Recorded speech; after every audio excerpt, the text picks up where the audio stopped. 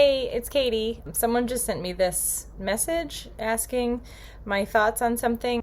I'm sharing for two reasons. This way, number one, I started to reply and it was a really long written response. And number two, I felt like sharing this way, it might be support more folks. And also I would love to hear what you do in this situation. So here's what someone wrote. They said, "Hi, I would love some perspective from you on this. When it comes to respectful, mindful, or conscious care, are we being respectful when we decide that a baby says something? Example, go to pick up baby to bring to high chair. Baby starts babbling. Me, well, I apologize, but it is time for you to eat. Baby babbles more. Me, well, little miss, eating is important. Baby babbles more as I put baby in high chair. Me, please bend your arm so you can be strapped in correctly. Although baby bends arm, baby stops when I speak, baby giggles or laughs, etc. Am I showing respectful care? I guess I wonder, where is the line drawn between playful and respectful? How do I make sure I am not crossing it, as baby is not in a place where they can use words or sign language effectively yet? Am I actually showing disregard for what they're saying by deciding what they are saying?" So I think this is a great question.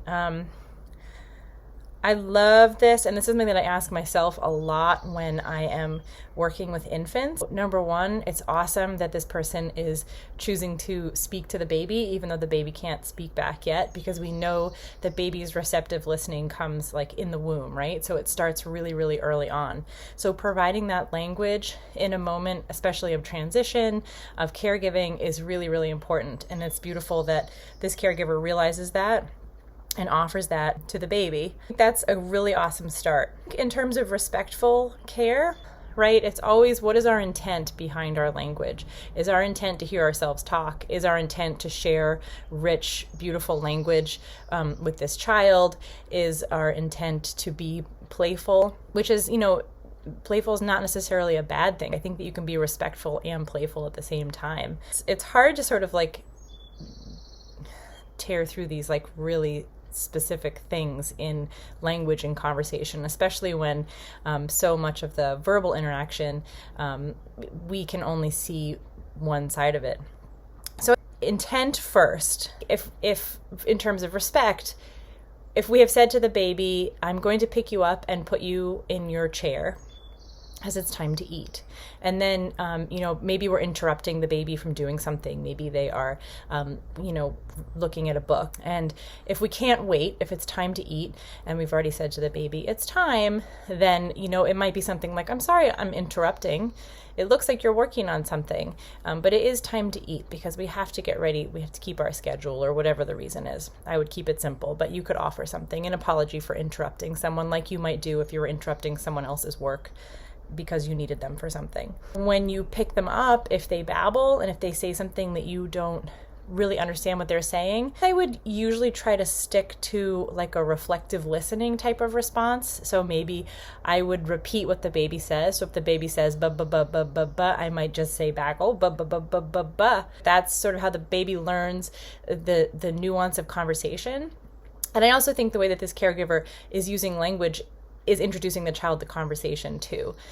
So I might use different language, but it probably accomplishes a very similar goal. One thing I might do differently is, instead of saying, "Well, I'm sorry, but you have to eat," I might use language like, "Oh, are you ready? Are you feeling so ready for lunch right now? It's such a delicious lunch. Wait until you see what you are going to have for lunch today. You're going to love it." Saying it that way, and again, this is something that I have sort of tweaked over many, many years of talking to nonverbal infants and children as well, is an opportunity to offer someone a positive response. We can say to them what we hope at some point they will be able to say back to us. So I would rather, in other words, a young child who is learning language say back to me, "I am so excited to have lunch. I can't wait to see what I'm having for lunch today," rather than, "Well, I have to eat lunch right now." So it's just a little bit different, and there's nothing wrong with either one. It's just a little bit different, and it's a way to sort of like make it more like a positive spin on it, I guess. And then when they say, oh, okay, so then the baby babbles, and then this person responds, well, little miss, eating is important. So for me, I wouldn't call someone little miss, only because that feels sort of, what's the word? Is it diminutive? I don't know if that's the right word. I would respond to them using their name.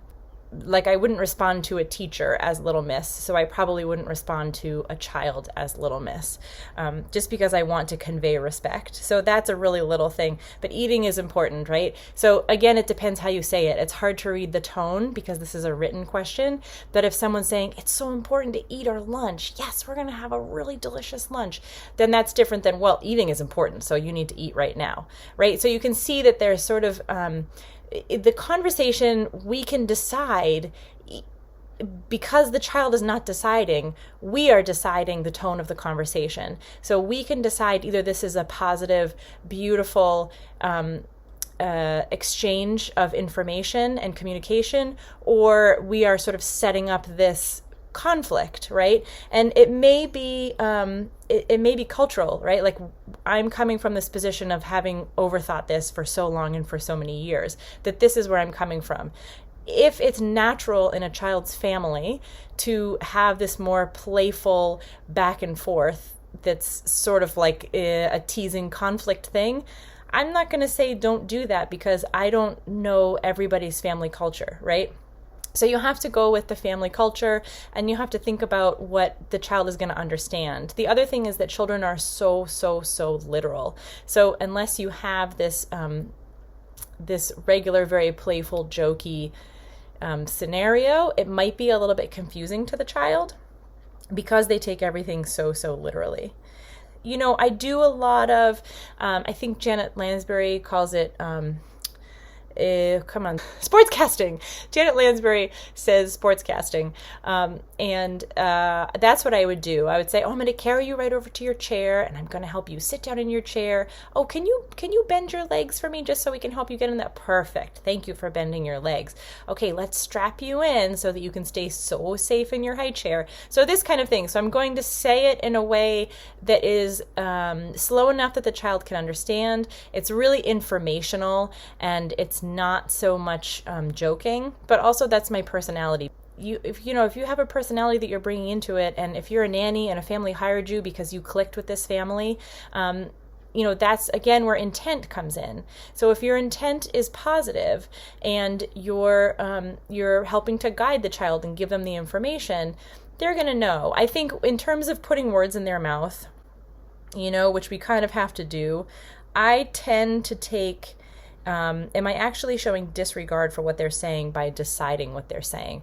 So this is a really good point. And I tend to take sort of a back seat and let the child lead. And so even when they get to be 16, 17, 18, 19 months, if they are still babbling and not using a lot of language, I might ask them to clarify. I might say, can you say that again? Or can you show me another way? Can you show me what you mean? Can you take me there? Because I don't want to assume what they're saying. And as they get to be toddlers, it can be frustrating if we make assumptions about what they're saying and we're wrong, because it's really frustrating for them because they really do want to convey something. At the stage where it's a baby, and I don't know the age of this baby, giving factual information and providing language that you will then, expose the baby to that language is going to be the most supportive option for them, because in the end, we want them to be reflecting back that beautiful, positive, supportive language. And inevitably, you're going to get to a toddler who is going to say no, and they're going to say things that they want to say. But the more that we have sort of embedded that softness, that kindness, that reflective listening, the more that child is going to build trust with us in that way. If the baby is giggling or laughing, you're in good shape. I mean, you're getting the job done. Not in terms of tickling, because tickling doesn't really feel respectful, and we can have another conversation about that. But if you are making eye contact with the baby and that you're conveying the correct information and your tone is kind and gentle, I think that's the most respectful thing. And I always think of, would I speak to a coworker this way if the coworker were an adult? Would I speak to my husband this way? Again, that's where personality comes in. If your personality is sort of that like jokey, snide, funny, thing, then like maybe that works for you and the baby knows you well enough to pick up on that. But I do think we just have to account for like how literal babies are and that they're so new with language.